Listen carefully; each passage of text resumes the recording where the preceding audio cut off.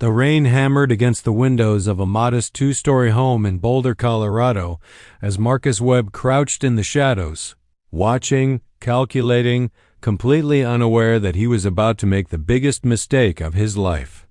Inside that house lived a man whose hands had dismantled terrorist cells, whose mind had outmaneuvered some of the world's most dangerous criminals, and whose past was buried so deep that even his own daughter didn't know the truth. Thomas Brennan had spent 28 years in the shadows of international espionage, but tonight, those shadows were about to come alive again. What started as a routine break-in would transform into a night of revelations, confrontations, and impossible choices that would forever change two lives on opposite sides of the law. Marcus thought he was targeting a lonely old man living in a quiet neighborhood. He had no idea he was walking into the home of someone trained to kill with nothing more than a newspaper and 30 seconds. The security system was disabled. The back window was unlocked. Everything seemed perfect. But in the world of intelligence operations, nothing is ever what it seems. And Thomas Brennan had not survived 3 decades of the most dangerous work imaginable by being unprepared. As Marcus's fingers touched the window frame, he crossed a threshold that would force both men to confront their pasts, their choices, and ultimately, their humanity. The question isn't whether Marcus will survive the night. The question is, will either of them ever be the same again? What happened in that house over the next 6 hours would prove that. Sometimes the most dangerous encounters lead to the most unexpected redemptions. Thomas Brennan's alarm clock buzzed at exactly 5:30 in the morning, just as it had every single day for the past 4 years since his retirement. The October air in Boulder carried that crisp mountain freshness that reminded him why he had chosen this place to disappear into normalcy. His 2-story colonial home on Maple Ridge Drive was unremarkable by design, painted in a forgettable shade of beige with dark green shutters that blended perfectly with every other house on the block. He moved through his morning routine with the precision of someone whose life had once depended on discipline. Coffee first, always black. Always in the same blue ceramic mug that his daughter Sarah had given him 12 years ago, back when she still called regularly. The kitchen was spotless, every surface gleaming, every utensil in its designated place. To the casual observer, Thomas was simply a fastidious retiree. But the truth was more complex. Order meant control. Control meant safety. And safety was something Thomas had learned to value above almost everything else.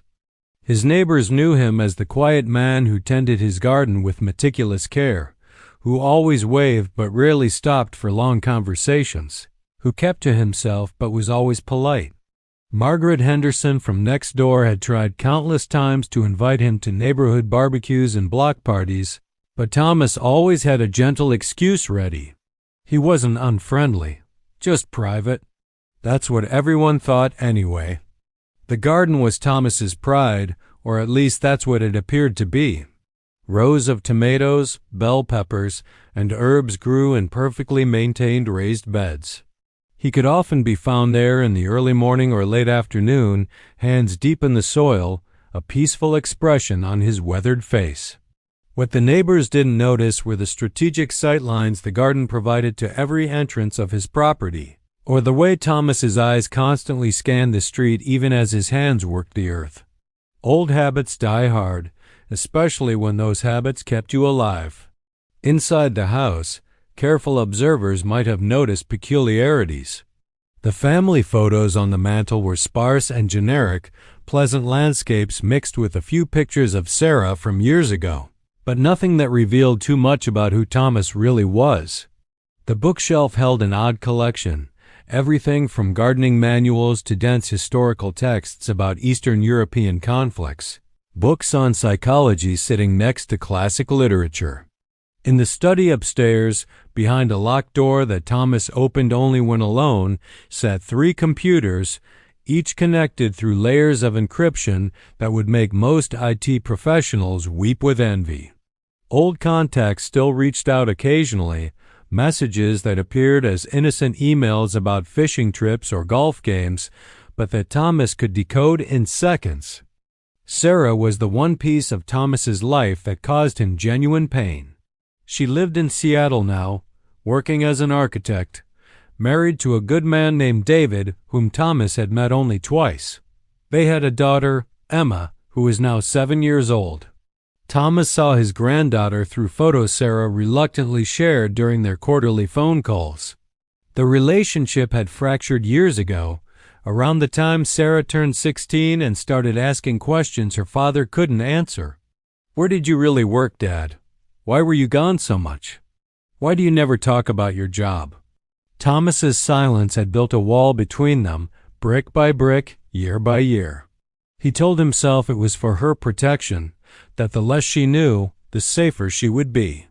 But late at night, when the house was quiet and the shadows grew long, Thomas wondered if he had sacrificed the most important relationship in his life for a security that might have been unnecessary.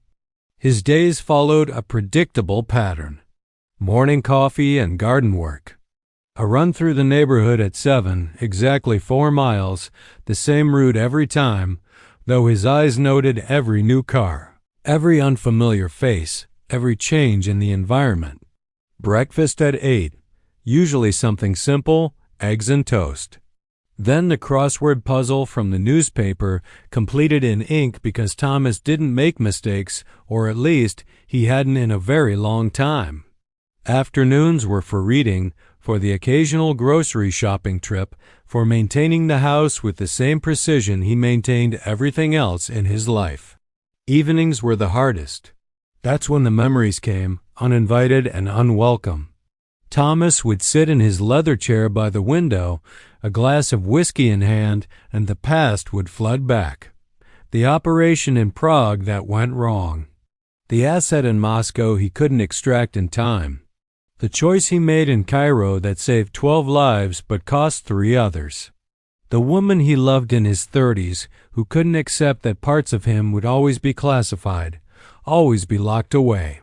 The faces of people he had helped, and the faces of people he had hurt, all in service of something larger than himself. The retirement had been his choice technically.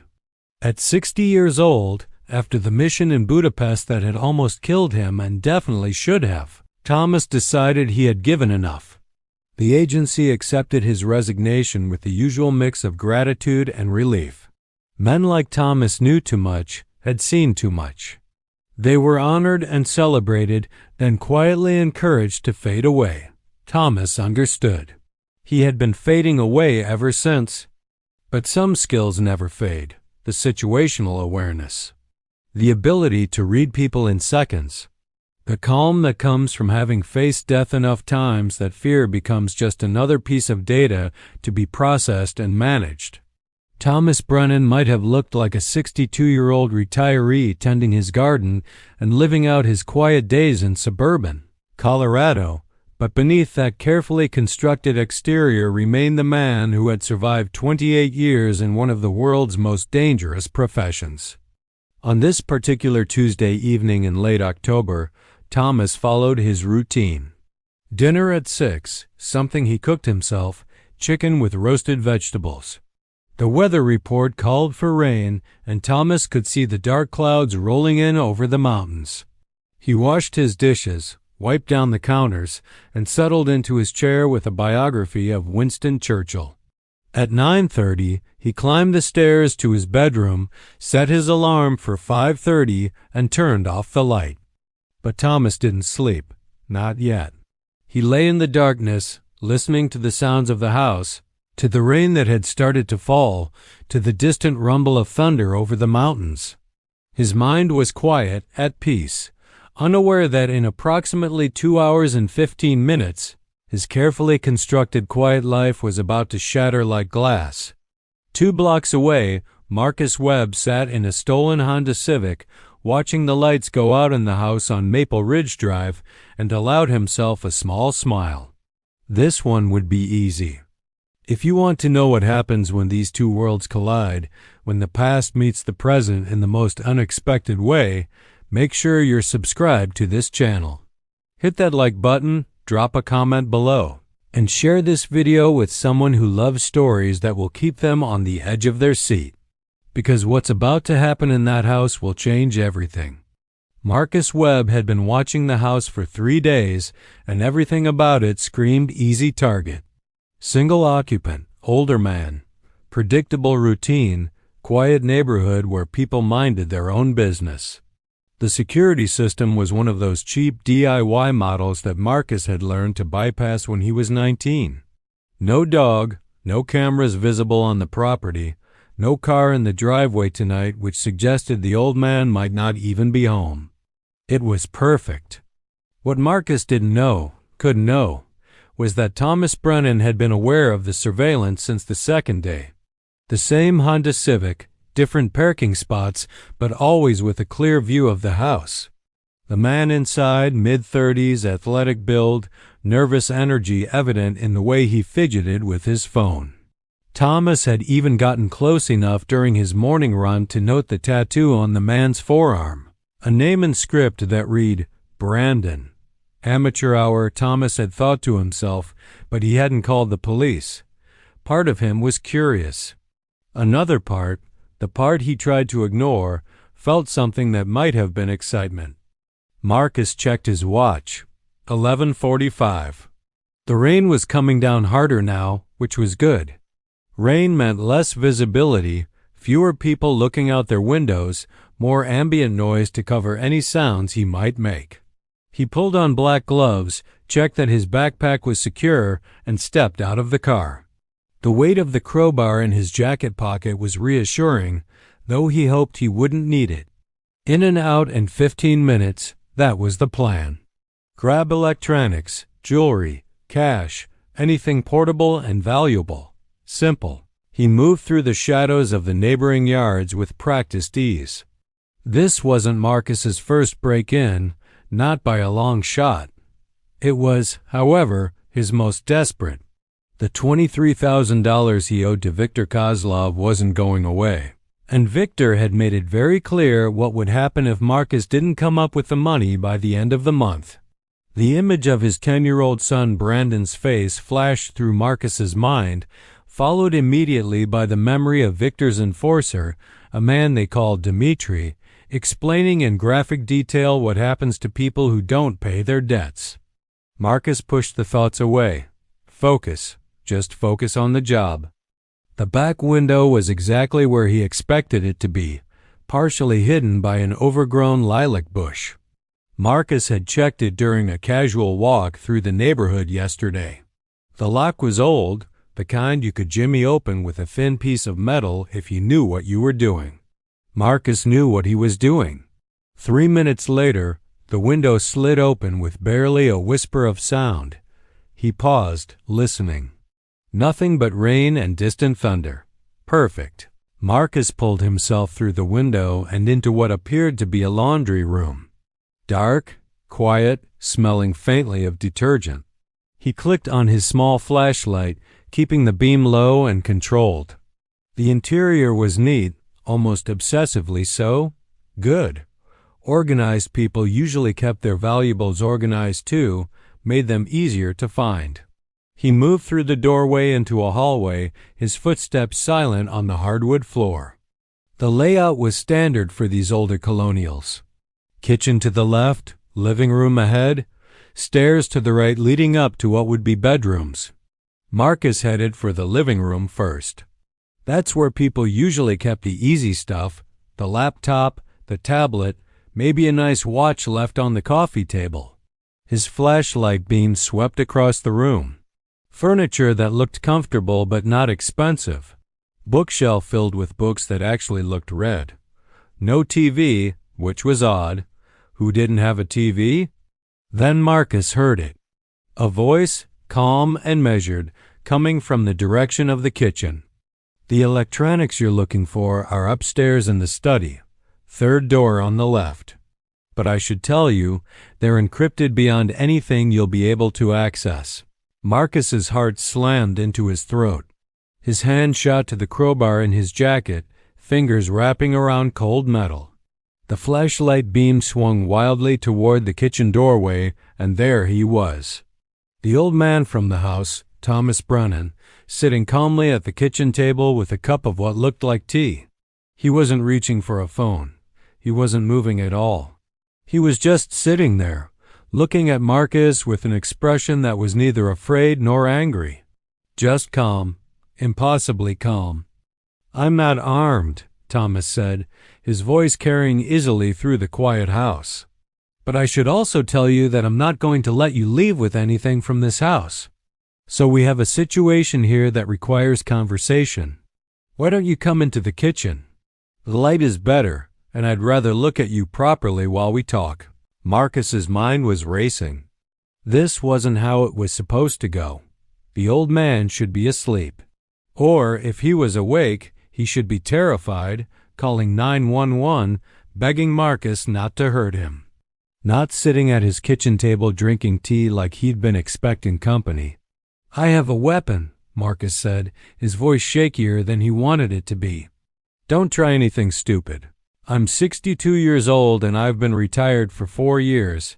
I'm not going to try anything physical. But I am going to ask you to show me what's in your hand, and I'm going to respectfully suggest that you put it down on the counter over there." Thomas gestured casually to the kitchen counter. "Then we're going to have a conversation about what brought you to my home tonight." Something in the old man's voice and his complete lack of fear made Marcus's hand shake slightly. This was wrong. All of this was wrong, but what choice did he have? Run? He could run. But something kept his feet planted. Maybe it was the curiosity. Maybe it was the desperation. Maybe it was the way this old man was looking at him, not with fear or hatred, but with something that looked almost like understanding. Marcus moved slowly into the kitchen, the flashlight beam dancing across the walls. In the better light, he could see Thomas more clearly. Gray hair, lined face, blue eyes that seemed to see right through him. The old man was wearing a dark blue robe over pajamas, and his hands were wrapped around a simple white mug. On the table in front of him was a landline phone, easily within reach, but Thomas made no move toward it. "Put the crowbar on the counter," Thomas repeated gently. "Nobody needs to get hurt tonight, Marcus." The use of his name made Marcus freeze. "How do you know my name?" "The tattoo on your arm. Brandon. Your son, I'm guessing, based on the script and placement. You've been watching my house for 3 days. Second day, you parked 2 blocks east on Chambers Street.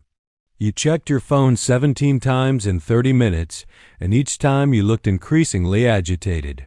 Third day, yesterday, you walked past my house 3 times, casual enough, but you lingered a bit too long looking at the back window. Today, you've been in that Honda Civic since 8 o'clock this evening. The car is stolen, by the way. Reported missing from a shopping center parking lot in Denver 2 days ago." Marcus felt the blood drain from his face. This wasn't an old man. This was something else entirely. "Who are you?" "Someone who understands desperation when he sees it.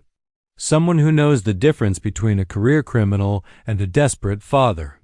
Someone who has been exactly where you are, making choices that seem impossible because all the other options are worse." Thomas took a sip of his tea. "Now, are you going to put that crowbar down, or are we going to continue this conversation with you pretending you're in control of this situation?"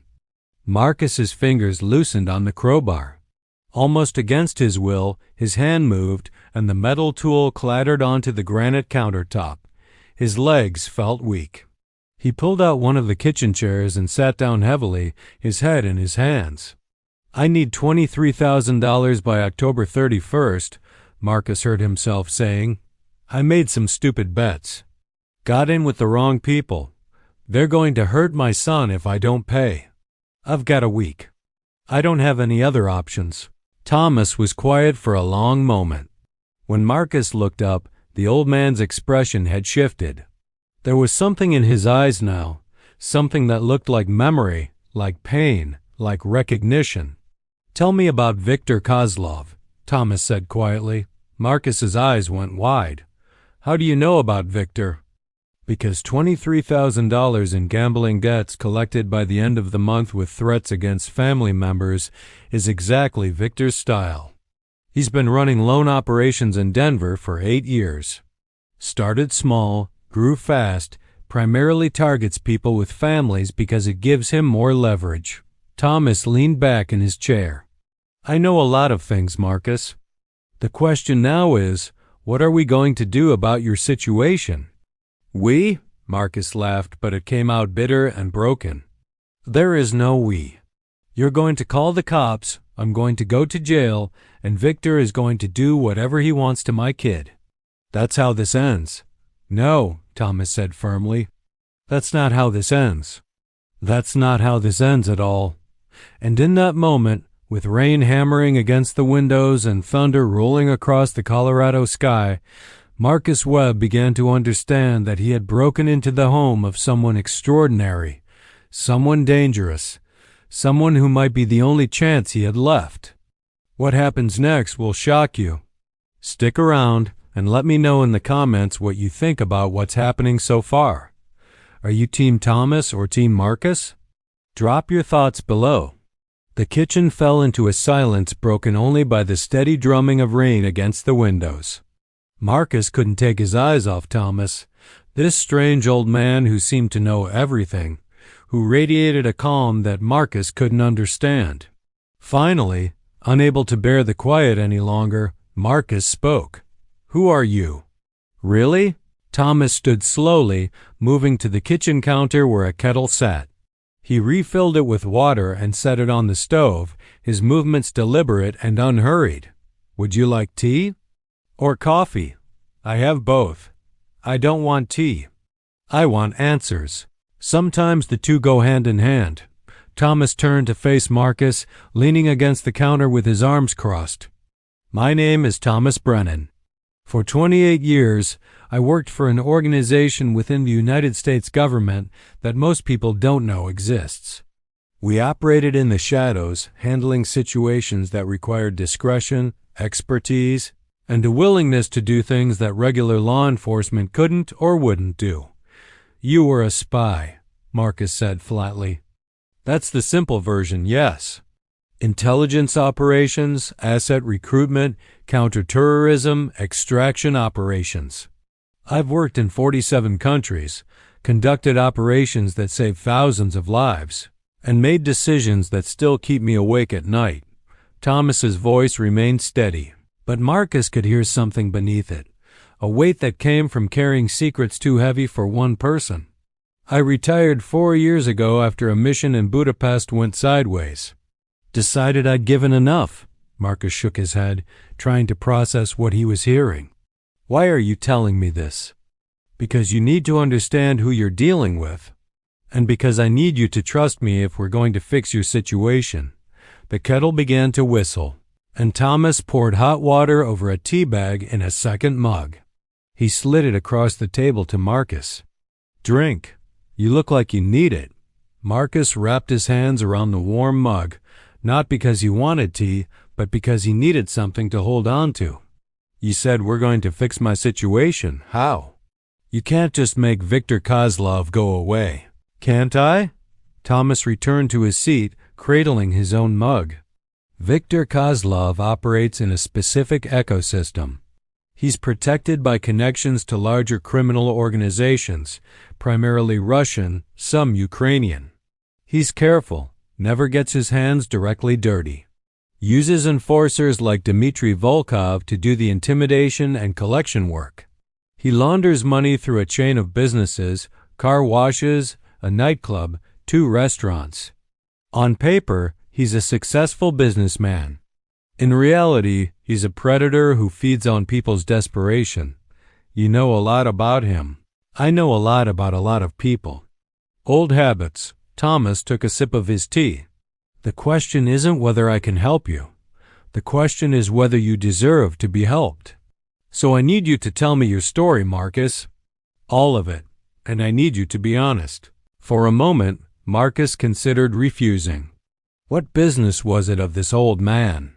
But then he thought about Brandon, about the way his son had looked at him last week when Marcus promised things would get better. About his ex-wife Jennifer, who had taken full custody 2 years ago because Marcus couldn't get his life together. About the shame and failure that had become his constant companions. And somehow, in this stranger's kitchen in the middle of the night, Marcus found himself talking. I grew up in Denver, not the nice part. My dad left when I was 6, and my mom worked 3 jobs to keep us afloat. I was angry a lot, got in fights, ran with the wrong crowd. By the time I was 18, I had a record. Petty theft, vandalism, nothing violent, but enough to make finding legitimate work hard. Marcus's voice was quiet, the words coming faster now. I met Jennifer when I was 23. She was different. Smart, had her life together, worked as a dental hygienist. I have no idea what she saw in me, but for a while I was better. Got a job in construction, kept clean, tried to be the man she deserved. But, Thomas prompted gently, but I'm good at screwing things up. Construction work is seasonal, and one winter when the jobs dried up, I got desperate. Started making small bets, nothing serious at first. Football games, basketball. I won a few times, and that feeling was incredible. Made me think I could actually be good at something. Marcus laughed bitterly. Brandon was born when I was 25. Happiest day of my life. Jennifer and I got married 6 months later. I swore I'd be different from my dad, that I'd be there, that I'd provide. And for a couple years I managed it. Thomas nodded, his expression unchanged, simply listening. The betting got worse. I couldn't stop. Every time I lost, I convinced myself the next bet would win it all back. I drained our savings, started borrowing from friends, from family. Jennifer found out when I was 29. She gave me an ultimatum. Get help or get out. I chose wrong, chose the gambling. Told myself I just needed one big win to fix everything. That's when you met Victor, Thomas said. That's when I met Victor. A friend of a friend said he could help, said he loaned money with reasonable interest rates. I should have known better. First loan was $5,000. I lost it all in a week, took out another loan to cover the first. Then another, then another. The interest rates weren't reasonable at all. They were predatory. Before I knew it, I owed $23,000, and Victor was sending Dimitri to remind me what happens to people who don't pay. And Jennifer? Left me 2 years ago. Took Brandon. I get supervised visitation every other weekend. She's remarried now to a guy who has his life together, who's everything I'm not. Brandon barely looks at me anymore. Can't blame him. Marcus's voice cracked. Last month, Dimitri showed up at Brandon's school. Didn't do anything, just stood there across the street, watching. Making sure I saw him. Making sure I knew that if I didn't pay, they could get to my son any time they wanted. The silence that followed was heavy. Thomas stared into his tea, his expression distant, as if looking at something far away. When he finally spoke, his voice was soft. When I was 32, I was running an operation in Berlin. We were tracking a cell that was planning an attack on an embassy. I had an asset, a woman named Katerina, who had infiltrated the group. She was feeding us information, good intel, the kind that saves lives. But she had a daughter, 7 years old, living with her mother in Prague. The cell found out Katerina was working with us. They grabbed the daughter. Marcus looked up, seeing something in Thomas's face he hadn't seen before. Pain, raw and real. They gave Katerina a choice. Stop cooperating with us and return to the cell, or they'd kill her daughter. She came to me, begging for help, and I had to make a decision. Operational security said we couldn't compromise the mission. Saving one child versus preventing an attack that could kill dozens of people. The math was cold, clear, logical. Thomas's hands tightened around his mug. I made the wrong choice. I chose the mission. Told Katerina we couldn't risk it. 3 days later, we stopped the attack. saved a lot of lives. But Katerina's daughter was found dead in an apartment in Prague. Jesus, Marcus whispered. Katerina never forgave me. I never forgave myself. That's the thing about this work, about the choices we make. Sometimes there are no good options. Sometimes you sacrifice one thing to save another. But that doesn't mean you sleep well at night. Thomas met Marcus's eyes. I'm telling you this because I need you to understand something. I know what it's like to be desperate. I know what it's like to make bad choices. And I know what it's like to carry the weight of those choices every single day. The difference between you and me is that I had the training, the resources, the support system to handle it. You didn't. You got caught in a system designed to trap people like you? So what now? Marcus asked. You feel sorry for me, so you're going to help me? No. I'm going to help you because I believe people deserve second chances.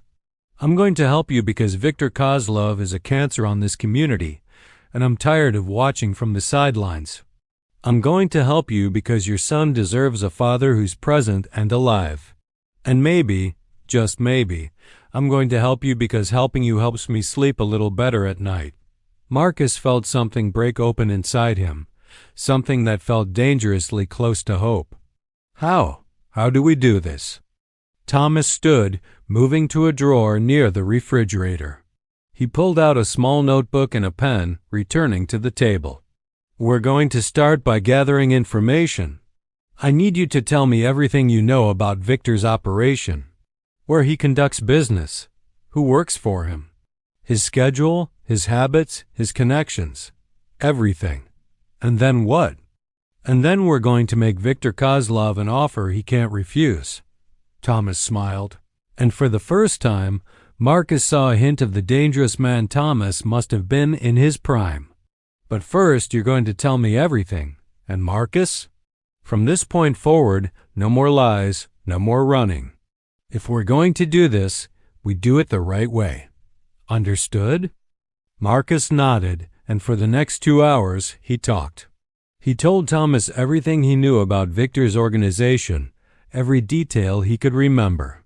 And Thomas listened, taking notes in small, precise handwriting, asking questions that revealed a mind that was still sharp, still strategic, still very much capable of operating in the shadows. As the rain continued to fall and the night stretched toward morning, Marcus Webb realized that breaking into Thomas Brennan's house might have been the best mistake he ever made. Thank you so much for staying with this story so far. What's coming next is absolutely incredible, and I promise you won't want to miss a single moment. The best is yet to come, so stick around. The next morning arrived with pale sunlight filtering through the kitchen windows. Marcus had dozed off briefly in the chair around 4 a.m, but Thomas had remained alert the entire night, his mind working through scenarios and possibilities like he was back in the field planning an operation.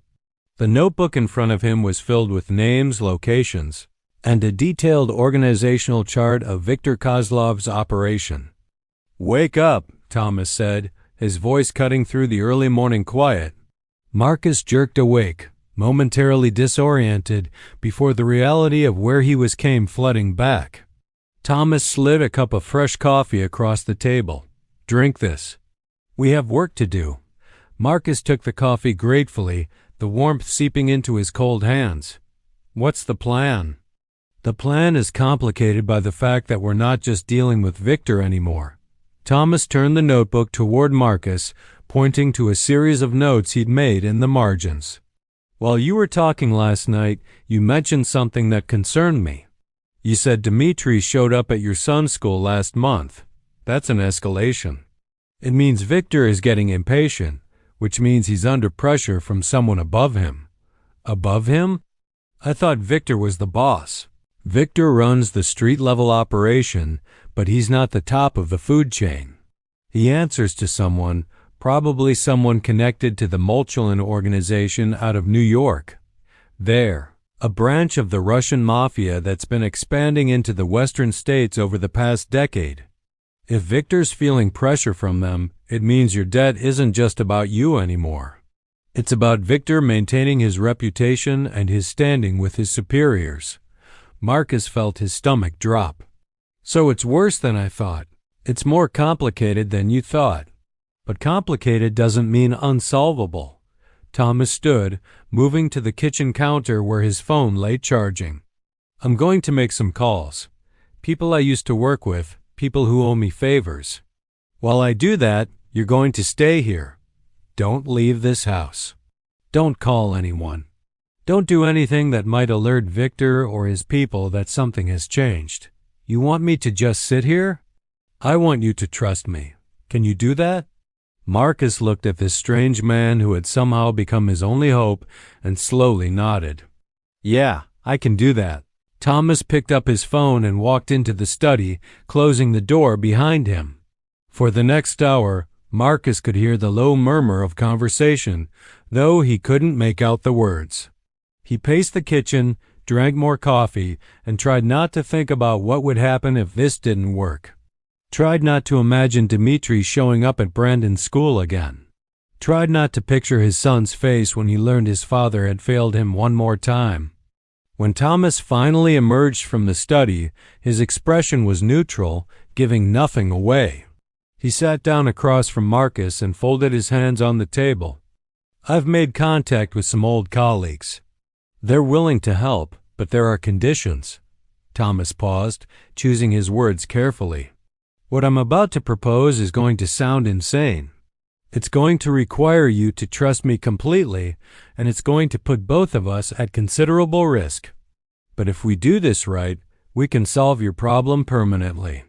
Not just buy you time, not just pay off the debt. We can make it so Viktor Kozlov and the people above him never bother you or your family again. How? By giving them something more valuable than your debt. By turning you into an asset. Thomas leaned forward. Victor's operation is sophisticated, but it's not invulnerable. He's got weak points. One of those weak points is information. He doesn't know who owes him money is connected to someone like me. And he definitely doesn't know that someone like me has been watching his organization for the past 4 hours and has already identified 3 different ways to bring the entire operation down. Marcus's head was spinning. You want to take down Victor? In less than a week? No. I want to use the threat of taking down Victor as leverage. And I want to use you to deliver that threat. Thomas pulled out his phone and showed Marcus a series of photos. They were surveillance pictures, grainy but clear enough. Viktor Kozlov entering a nightclub. Dmitry Volkov meeting with 2 men Marcus didn't recognize. A warehouse on the outskirts of Denver with unmarked trucks. These were taken 6 hours ago by a colleague who works in the area. What Victor doesn't know is that his operation has been under observation by federal law enforcement for the past 3 months. They're building a RICO case. They have wiretaps, financial records, testimony from people Victor thought were loyal. They're maybe 2 months away from making arrests. So why don't they just arrest him now? Because they want the people above him. They want the Molchalin organization. Victor is a means to an end. But here's where it gets interesting. If we can provide Victor with information that helps him insulate himself from the coming investigation, information that makes him valuable to his superiors while also making sure he knows that cooperating is his only option, we can negotiate your debt away and guarantee your family's safety. Marcus tried to follow the logic. You want me to tell Victor that the feds are coming for him? No. I want you to tell Victor that someone with serious connections knows the feds are coming for him, and that person is willing to help him for a price.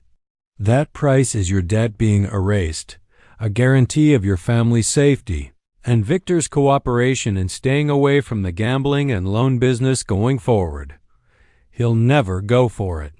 He'll think it's a trap. He will go for it because I'm going to provide him with proof that everything I'm saying is true.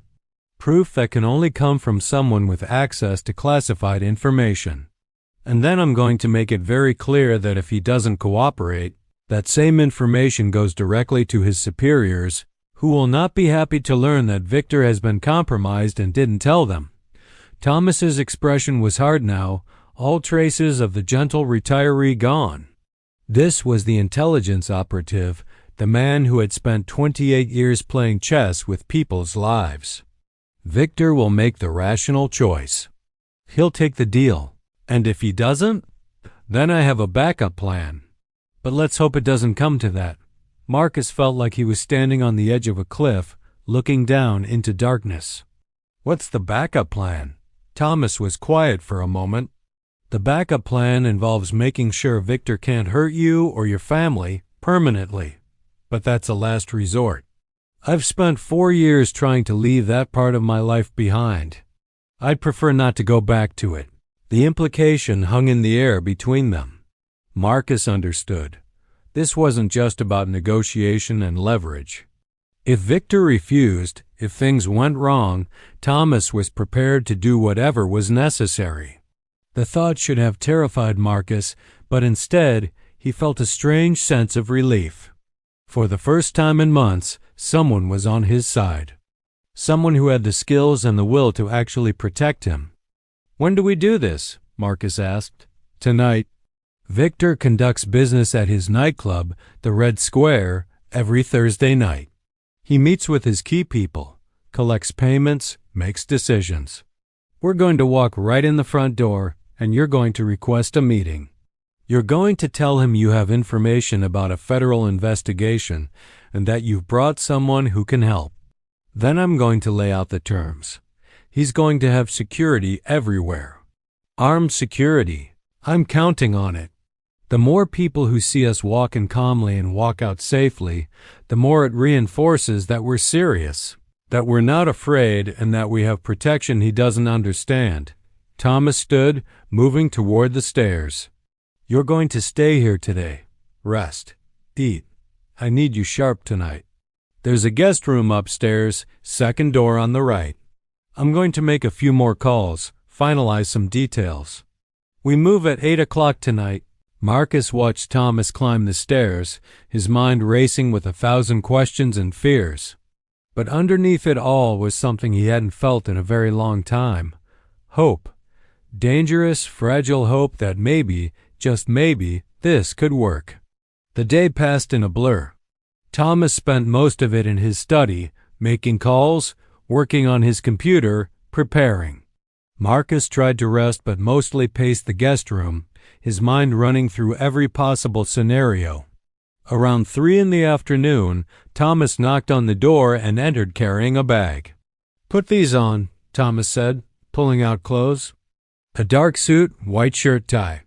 We need to look professional, unthreatening, like businessmen having a conversation. "Where did you get these?" "I still have friends who can procure things quickly." "The suit should fit. Get dressed. We're going to do a rehearsal. I need you to know exactly what you're going to say and how you're going to say it." For the next 3 hours, Thomas drilled Marcus on the conversation. How to stand, how to make eye contact, how to keep his voice steady, what to say if Victor got angry, what to do if things went wrong. It was like being back in school, except the stakes were infinitely higher, and the teacher was a former spy who corrected every tiny mistake with the patience of someone who understood that details meant the difference between success and failure. At 7:30, they got into Thomas's car, a nondescript silver Toyota that blended perfectly with 1,000 other vehicles on the road. The drive to Denver took 40 minutes. Neither man spoke much. Marcus's hands were shaking, and he kept clenching and unclenching his fists, trying to calm his nerves. "Marcus," Thomas said as they approached the city. "Look at me." Marcus turned. Thomas's expression was calm, confident. "You're going to be fine. I've done this kind of thing 100 times. Trust the preparation. Trust the plan. And trust that I'm not going to let anything happen to you." Thomas pulled into a parking spot 2 blocks from the Red Square. "Whatever happens in there, stay calm. Follow my lead. And remember, we hold all the cards. Victor just doesn't know it yet." They walked the 2 blocks in silence. The Red Square was exactly what Marcus had expected. Expensive cars in the parking lot. Two large security guards at the entrance wearing dark suits and earpieces. Music thumping from inside, though it was muted enough to maintain a veneer of class. This was where Denver's criminal element came to pretend they were legitimate businessmen. The security guards stepped forward as Thomas and Marcus approached. "Private event tonight," the larger one said. "Tell Victor Kozlov that Marcus Webb is here with a consultant regarding a matter of urgent business. Federal urgent." Thomas's voice carried authority, the kind that made people listen. "Tell him we'll wait 5 minutes. If he doesn't want to hear what we have to say, we'll take our information elsewhere. His competitors, perhaps? Or his superiors in New York." The security guard's expression flickered. The mention of New York had registered. He spoke quietly into his radio, listened to the response, then nodded. "Mr. Kozlov will see you. But you both get searched first." "Of course," Thomas said smoothly. "We're not armed. We're here to talk business." The search was thorough and professional. They found nothing because there was nothing to find. Thomas had made it clear they were going in clean, relying on information and leverage rather than weapons. After the search, they were escorted through the nightclub's main floor, past expensive leather booths and a bar that gleamed with top-shelf liquor, and up a flight of stairs to a private office. Victor Kozlov sat behind a large mahogany desk, and he was exactly as Marcus remembered. Mid-50s, thick dark hair going gray at the temples, expensive suit, cold eyes that calculated and assessed everything. Standing beside him was Dmitry Volkov, the enforcer, a man built like a tank with hands that had clearly done violence. Two more security guards stood by the door. "Marcus Webb," Victor said, his accent thick but his English perfect. "You have balls, I give you that. Walking into my establishment when you owe me $23,000. This consultant of yours better have something very interesting to say." Thomas stepped forward, his demeanor completely relaxed. "Mr. Kozlov, my name is Thomas Brennan. I'm a private consultant specializing in risk management and security. Marcus came to me 3 days ago with a problem, and in researching his situation, I discovered a much larger problem. One that affects you directly." "I'm listening," Victor said, leaning back in his chair. "In approximately 6 to 8 weeks, federal law enforcement is going to execute arrest warrants for you, Dmitry, and 17 other members of your organization. They have a RICO case, wiretaps, financial records showing money laundering through your legitimate businesses, testimony from 3 people in your organization who have already flipped. They're not coming for you because of the loan business. They're coming for you because you're the path to the Molchalin organization in New York." The room went very still. Victor's expression didn't change, but Marcus could see his jaw tighten. "And how would you know this?" "Because I spent 28 years working for an organization that dealt with people exactly like you. Because I still have contacts who share information with me. And because 12 hours ago, one of those contacts confirmed that your operation is under active investigation." Thomas reached into his jacket slowly, pulling out a folded piece of paper. He laid it on the desk. "That's a page from a federal warrant application. It's not filed yet, but it will be. Your name is on it. Read it." Victor picked up the paper, his eyes scanning the document. Marcus watched the man's face carefully. He saw the moment Victor realized it was real. Saw the flash of fear quickly covered by cold calculation. "Why are you showing me this?" Victor asked quietly. "Because I'm offering you a way out. Or, at least, a way to minimize the damage. The Federals want the Molchalin organization more than they want you. If you cooperate, provide information about your connections to New York, you can probably negotiate a reduced sentence. Maybe even immunity if your information is valuable enough, but you need to get ahead of this. You need to contact a very good lawyer, and you need to start making decisions about your future. And what do you want for this information? 3 things. First, Marcus Webb's debt is forgiven completely. all records of it destroyed.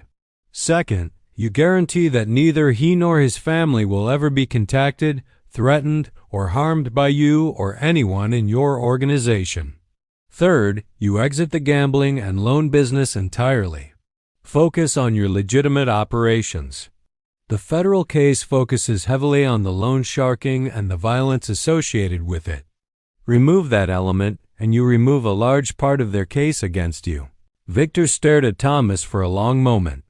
You realize I could have you both killed right now, dumped in the mountains where nobody would ever find you. You could try, Thomas said calmly, but you won't. First, because I've taken precautions. If I don't check in with my contacts every 2 hours, very detailed information about your operation, information that I've spent the last 24 hours compiling, gets sent to both federal law enforcement and to the Mulchlin organization. The feds would love it. Your bosses in New York would be less pleased to learn that you've been compromised and didn't tell them. Second, because I'm offering you a solution to a problem you didn't even know you had until 5 minutes ago. And third, because you're a smart businessman, and smart businessmen don't kill people who can help them. The silence in the room was suffocating. Marcus could hear his own heartbeat pounding in his ears. Dmitri had moved slightly, his hand inside his jacket, clearly touching a weapon. The security guards by the door were tense, waiting for orders, everything balanced on a knife's edge. Finally, Victor spoke. How do I know this isn't a setup? How do I know you're not working with the Federals? You don't. You have to make a choice based on incomplete information. Welcome to my world. Thomas smiled slightly. But consider this. If I were working with the feds, they would have raided this place already. If I wanted you dead, there are easier ways to accomplish that than walking through your front door. I'm here because Marcus asked for help, and because I believe everyone deserves a chance to make better choices. Even you. Victor looked at the paper on his desk, then at Marcus, then back at Thomas. The calculation happening behind his eyes was almost visible. Finally, he nodded slowly. Marcus Webb's debt is forgiven. He and his family are off limits. You have my word. Not good enough, Thomas said. I need it in writing. A simple statement, signed by you, saying the debt is forgiven and no action will be taken against the Webb family. And I need you to make a phone call right now to whoever keeps your records and have them delete everything related to Marcus. Victor's expression darkened. You push your luck. I'm thorough. It's why I'm still alive. Thomas didn't blink. Do we have a deal, or do I walk out of here and let you deal with the federal investigation on your own? Another long moment of tension. Then Victor pulled out a piece of paper and began writing. When he finished, he signed it and slid it across the desk. Thomas picked it up, read it carefully, then folded it and put it in his pocket. Victor then picked up his phone and made a call, speaking in Russian. The conversation was brief. When he hung up, he looked at Thomas. It's done. Marcus Webb no longer exists in our records. His debt never existed. Thank you, Mr. Kozlov. I suggest you contact a lawyer very soon. Federal investigations move faster than you think. Thomas turned to Marcus. Let's go. They walked out of the office, down the stairs, through the nightclub, and out into the cool Denver night. Neither spoke until they were 2 blocks away, back at the car. Then Marcus stopped, his legs suddenly weak, and leaned against a wall. That actually worked, he said, his voice shaking. That actually worked. It worked because Victor is smart enough to recognize when he's been outmaneuvered. He'll make the call to his lawyer. He might even cooperate with the feds. And either way, you're free. Your family is safe. Marcus felt tears burning his eyes. I don't know how to thank you. Don't thank me yet. We're not finished. Thomas opened the car door. Get in. We have one more stop to make tonight. Where are we going? To see your son. To make sure he knows his father isn't going anywhere. That's the real finish line, Marcus. Everything else was just getting you to the starting point. This story is coming to an end, but you absolutely need to stay until the finish to see how everything concludes. If you're still watching this far, it means you're invested in Marcus and Thomas's journey, and that means you should definitely subscribe to this channel and hit that like button. We have more incredible stories coming your way, and you won't want to miss them. Stick with us until the end. The drive to Jennifer's house took 30 minutes, and with every mile, Marcus felt his anxiety building. It was past 10 o'clock at night, far too late for an unannounced visit, and he had no idea how Jennifer would react. But Thomas had insisted, and somehow, Marcus trusted this man who had turned his life upside down in the span of 24 hours. "What do I say to her?" Marcus asked as they pulled onto Jennifer's street. It was a nice neighborhood in Lakewood, the kind of place Marcus had always dreamed of providing for his family, but never could. The houses had 2-car garages and well-maintained lawns.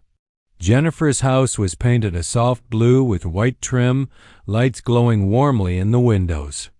You tell her the truth, that you made mistakes, that you got help, that you're done with gambling, done with the dangerous people, and that you want to be the father Brandon deserves. Then you show her through your actions over the coming months and years. Thomas parked the car across the street. She's not going to believe you immediately.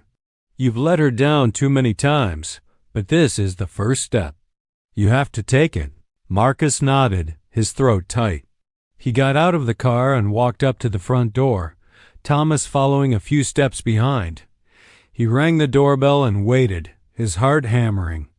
Jennifer answered the door in a bathrobe, her expression moving from confusion to shock to anger in rapid succession. "Marcus, what are you doing here? It's 10 o'clock at night. Brandon is asleep. I know, I'm sorry.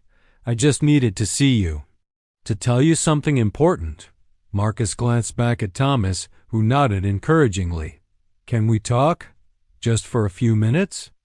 Jennifer's eyes moved to Thomas, suspicion evident. "Who's that?" "A friend. Someone who helped me." "Please, Jen, 5 minutes." She hesitated, then stepped aside. "Fine, 5 minutes. But if you wake up Brandon, I swear to God, Marcus." They moved into the living room.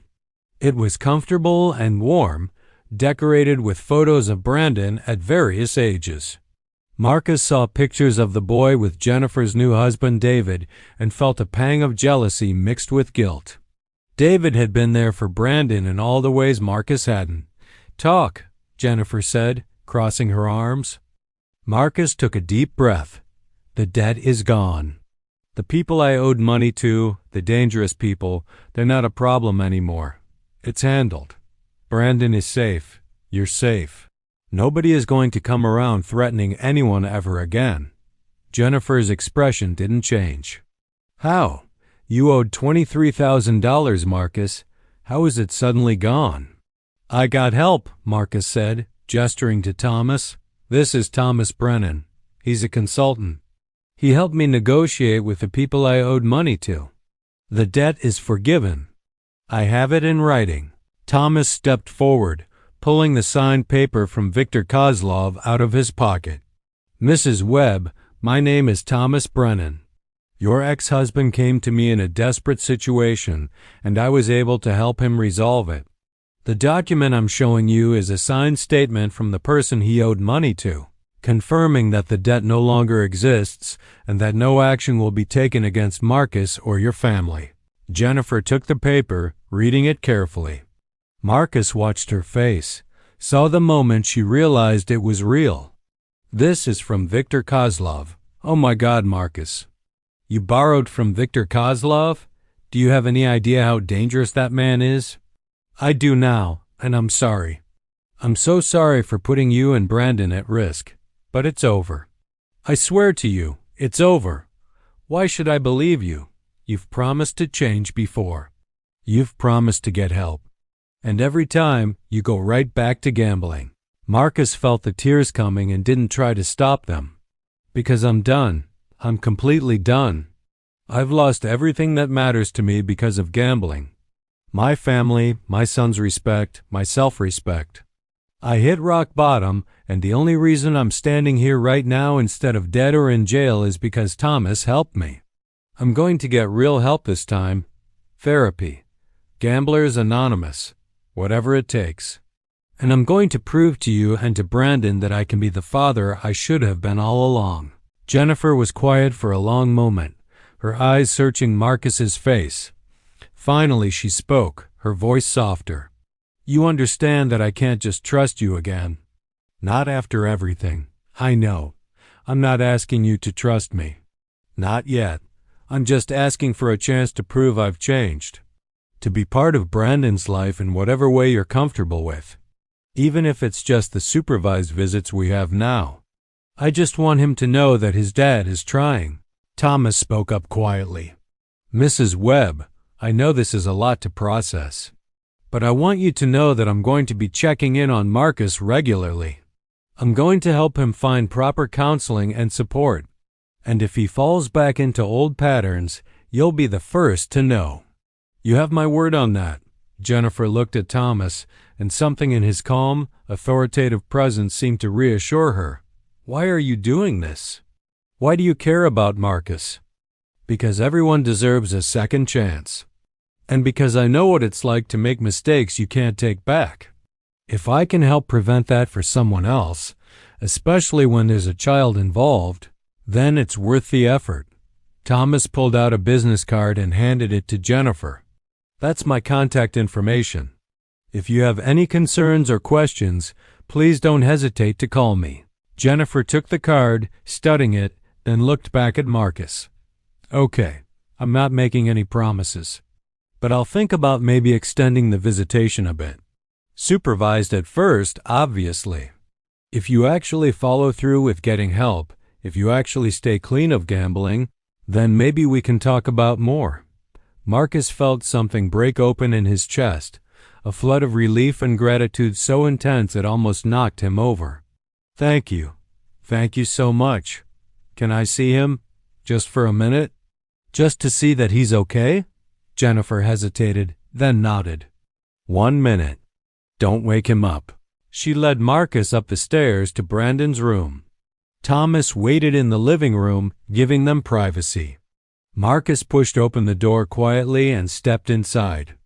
Brandon was asleep in a race car bed, his dark hair messy on the pillow, one arm thrown over a stuffed dinosaur. He looked so peaceful, so innocent. Marcus felt his heart clench.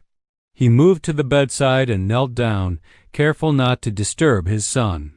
"I'm going to do better," he whispered. "I promise you, Brandon. I'm going to be the dad you deserve. I'm going to make you proud." Brandon stirred slightly but didn't wake. Marcus stood, wiping his eyes, and backed out of the room. Jennifer was waiting in the hallway, and for just a moment, Marcus saw something in her face that looked like hope. "Don't let him down, Marcus," she said quietly. "He's already been disappointed too many times." "I won't. I swear I won't." They returned downstairs, and Thomas stood as they entered. "We should go. It's late, and I'm sure you'd like to process all of this." "Thank you," Jennifer said, surprising both men. "Thank you for helping him. I don't know who you are or why you did this, but thank you." "It was my pleasure, Mrs. Webb. Take care of that boy. He's lucky to have a mother like you." The drive back to Boulder was quiet. Marcus stared out the window, watching the lights of Denver fade behind them, feeling like he was emerging from a long, dark tunnel into something that might actually be light. "What happens now?" Marcus asked eventually. "Now you do the hard work. You get into therapy. You join Gamblers Anonymous. You find a legitimate job and you stick with it. You show up for Brandon every single time you're supposed to, and you don't make promises you can't keep." Thomas glanced over at him. "I'm going to help you. I have some contacts who might be able to find you work. Construction, security, something honest that pays decent. And I'm going to check in on you every week for the next 6 months. After that, we'll see. Why are you doing all this for me? Really?" Thomas was quiet for a moment. Because when you broke into my house, you gave me something I didn't know I needed, purpose. For 4 years, I've been living in this half-life, pretending to be retired, pretending to be okay with sitting on the sidelines. But I'm not okay with it. I miss being useful. I miss helping people. And maybe I miss the work, even the dangerous parts of it. He smiled slightly. You reminded me that I still have skills that matter, that I can still make a difference. So really, you helped me as much as I helped you. What about Victor? What's going to happen to him? Victor will make his own choices. If he's smart, he'll cooperate with the investigation and try to minimize the damage. If he's not, the federal case will proceed and he'll end up in prison. Either way, he's not your problem anymore. You're free of that world completely. They pulled up to Thomas's house around midnight. Thomas turned off the engine and looked at Marcus. You can stay in the guest room tonight. Tomorrow we'll start making calls, setting up appointments, getting you on the right track. But right now, you should sleep. You've earned it. Marcus nodded, suddenly exhausted. The adrenaline that had been keeping him going for the past 24 hours was wearing off, leaving him feeling hollowed out but somehow lighter. They went inside, and Marcus climbed the stairs to the guest room. He lay down on the bed fully clothed and closed his eyes. For the first time in months, he slept without nightmares. The weeks that followed were hard. Marcus started attending Gamblers Anonymous meetings 3 times a week. He found a therapist who specialized in addiction and began the painful work of understanding why he had made the choices he had made. Thomas, true to his word, used his connections to help Marcus find a job with a small security company. The pay wasn't great, but it was honest work, and Marcus threw himself into it with the desperation of a man who knew this was his last chance. True to her word, Jennifer allowed extended visitation. The first few visits were supervised and awkward, with Brandon quiet and uncertain. But gradually, as Marcus kept showing up, kept being present, kept proving through his actions that he had changed, the boy began to open up. They started going to the park, throwing a football, getting ice cream. Small moments that felt like miracles to Marcus. 3 months after that night at the Red Square, Marcus got a text from Jennifer. Brandon asked if you could come to his soccer game on Saturday. Would you like to? Marcus stared at the message, tears streaming down his face, and typed back immediately. I would love to. Thank you. He called Thomas to share the news. The older man's voice was warm over the phone. That's good, Marcus. Really good. You're doing the work. Keep it up. I couldn't have done any of this without you, Marcus said. You saved my life. No, Thomas replied gently. You saved your own life. I just gave you the tools and the opportunity. The rest was all you. As spring arrived in Colorado, Thomas found himself spending more time with Marcus and occasionally with Brandon. He taught the boy to throw a baseball properly. He attended a few of Marcus's Gamblers Anonymous meetings as a sponsor. And slowly, Thomas began to reconnect with his own daughter, Sarah. The first call was hard. Hi, Sarah. It's Dad. I know it's been a while. I was wondering if we could talk. The conversation was stilted and uncomfortable, but it was a start. Sarah agreed to visit Boulder with her husband and daughter that summer. When they arrived, Thomas felt his heart nearly burst at the sight of his 7-year-old granddaughter, Emma, who looked so much like Sarah had at that age. Over the course of the weekend visit, Thomas told Sarah more about his past than he ever had before. Not everything. There were things she could never know, but enough to help her understand why he had been the way he was. Why he had been absent so much. Why he had been unable to share parts of himself. Sarah listened, and while she didn't say she forgave him, she said she was willing to try to rebuild their relationship. That's all I can ask for, Thomas said, his voice thick with emotion. As Marcus's life stabilized and improved, he never forgot what Thomas had done for him. He became determined to pay it forward. He started volunteering at a community center, talking to young people about the dangers of gambling addiction. He shared his story, raw and honest, about how close he had come to losing everything and how he had been given a second chance. 1 year after that rainy October night when Marcus had broken into Thomas Brennan's house, the two men sat in Thomas's backyard watching the sunset over the mountains. Marcus's life had transformed completely. He had a steady job, a growing relationship with his son, and for the first time in years, he felt like he had a future worth fighting for. "You know what the weird thing is?"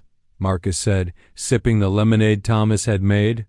"Breaking into your house that night was the best decision I ever made. Even though it was a terrible decision. Does that make sense?" Thomas laughed. "It makes perfect sense. Sometimes the worst decisions lead us to the places we needed to be all along. You just needed someone to help you see the path forward. And you needed someone to remind you that you still had something to offer the world," Marcus replied. "We helped each other. That we did." They sat in comfortable silence for a while, two men who had found unexpected redemption in the most unlikely of circumstances, a burglar and a retired spy, a desperate father and a lonely retiree, two lives that had collided in the darkness and found light in each other's stories. Marcus Webb never gambled again. He became a devoted father, eventually earning joint custody of Brandon. He built a life that was simple, honest, and meaningful. And he never forgot the man who had given him a second chance when he didn't deserve one. Thomas Brennan found new purpose in helping others. He started quietly working with people in difficult situations, using his skills and connections to make a difference in ways both large and small. He reconnected fully with Sarah and became an active presence in Emma's life, the grandfather he had never thought he would have the chance to be. The night Marcus had chosen Thomas's house to break into had seemed like a catastrophe at the time. But in reality, it was the beginning of redemption for both men. A reminder that it's never too late to change, never too late to make different choices, never too late to become the person you were always meant to be. And sometimes, just sometimes, the worst mistakes lead to the best outcomes. What an incredible journey we've been on together. From a desperate break-in on a rainy October night to a story of redemption, second chances, and the power of human connection. Marcus and Thomas both found what they needed in the most unexpected place each other. Now I want to hear from you. What did you think of this story? Have you ever faced a moment where you thought everything was lost, only to find an unexpected way forward? Do you believe in second chances? Share your thoughts in the comments below. I love reading your perspectives and your own stories. And please, tell us your name and what city and state you're watching from. It's amazing to know that this story is reaching people all across the country, maybe even all across the world. Your comments create a community, and that community is what makes this channel special. If you enjoyed this story, please subscribe to this channel. We have so many more incredible, emotional, and thought-provoking stories coming your way. Hit that bell icon so you never miss a new upload. Give this video a thumbs up if Marcus and Thomas's journey touched your heart. And share this video with someone who needs to hear a story about hope and redemption today. The next video we have prepared for you is absolutely incredible. It's a story that will surprise you, move you, and stay with you long after you finish watching. You can see it appearing on your screen right now. Click on it and continue this journey with us. Thank you so much for watching. Thank you for being part of this community. And remember, it's never too late to change your story. Until next time, take care of yourselves and each other.